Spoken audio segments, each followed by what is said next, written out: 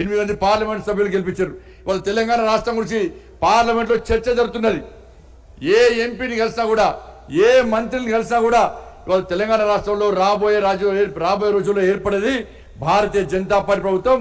ఎలాంటి అనుమానాలు లేదని చెప్పి ఇవాళ దేశంలో జాతీయ నాయకత్వానికి ఒక విశ్వాసం ఏర్పడేది. అందుకే మీ అందరికీ విజ్ఞప్తి చేస్తా ఉన్నాను, దయచేసి ఆలోచించండి. ఇలా 8 మంది పార్లమెంటు సభ్యులను గెలిపించారంటే తెలంగాణ రాష్ట్ర ప్రజలు కాంగ్రెస్ పార్టీ మీద తీవ్ర వ్యతిరేకత ఉన్నారు.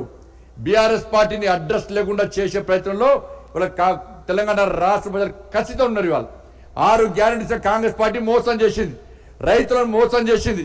ఇవాళ నరేంద్ర మోడీ గారు ప్రధానమంత్రి అయిన వెంటనే ఇలా కిసాన్ సమ్మాన్ నిధి పేరుతోని రైతుల అకౌంట్లో డబ్బులు వేసిన విషయాన్ని ఒక్కసారి మనం గుర్తుంచుకోవాలి. ఎంఎస్పీ పెంచిన విషయాన్ని ఒక్కసారి మనం గుర్తుంచుకోవాలి. ఇచ్చిన మాట తప్పని వ్యక్తి నరేంద్ర మోడీ గారు, ఇచ్చిన గ్యారెంటీని అమలు చేసే వ్యక్తి నరేంద్ర మోడీ గారు. కాబట్టి ఇటువంటి పరిస్థితుల్లో మనందరం కార్యకర్తలుగా, నాయకులుగా మనం కార్యకర్తలను కాపాడుకోవాల్సిన అవసరం ఉంది, పార్టీని కాపాడుకోవాల్సిన అవసరం ఉంది. బీఆర్ఎస్ పార్టీ ఏ విధంగా అరాచకాలు పాల్పడదో, పోలీసుల ద్వారా ఏ విధంగా అరాచకాలు పాల్పడదో, దానికి 2 తెల్లల కాంగ్రెస్ పార్టీ అదే ప్రయత్నం చేస్తూ ఉన్నది.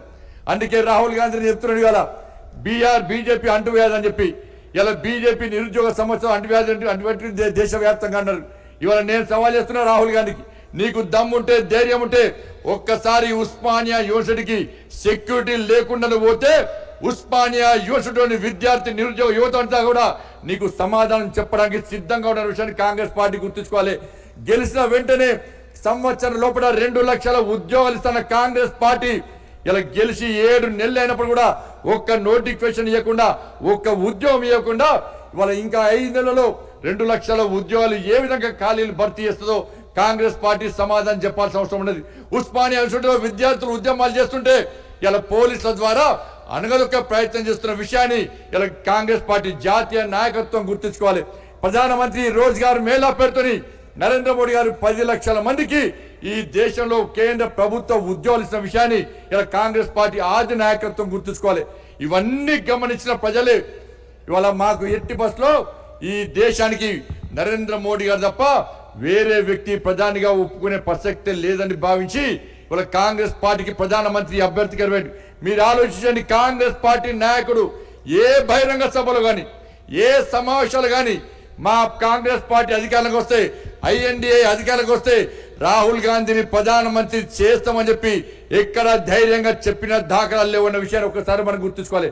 అరే దేశ ప్రధాని అభ్యర్థి లేని కాంగ్రెస్ పార్టీకి ఏ విధంగా దేశ ప్రధాని నిర్ణయించే ఎన్నికల్లో ఓటేస్తామని చెప్పి ప్రజలందరూ ఆశ్చర్యానికి గురయ్యే నరేంద్ర మోడీ గారికి ప్రధానమంత్రిగా ఉండే అర్హత ఉందని భావించి ఓటేసిన విషయాన్ని మనం గుర్తుంచుకోవాల్సిన అవసరం ఉంది. కాబట్టి ఇవన్నీ గమనించిన తర్వాత మనము ఏ స్థాయిలో పనిచేయాలో మీరు ఆత్మవిమర్శ చేసుకోండి.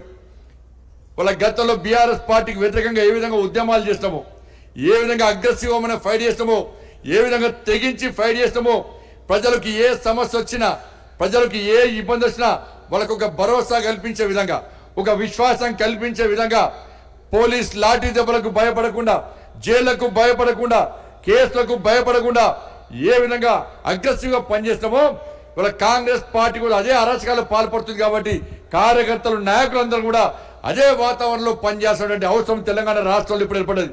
ప్రజలు మళ్ళీ ఆలోచిస్తున్నారు. ఇవాళ బీఆర్ఎస్ పార్టీ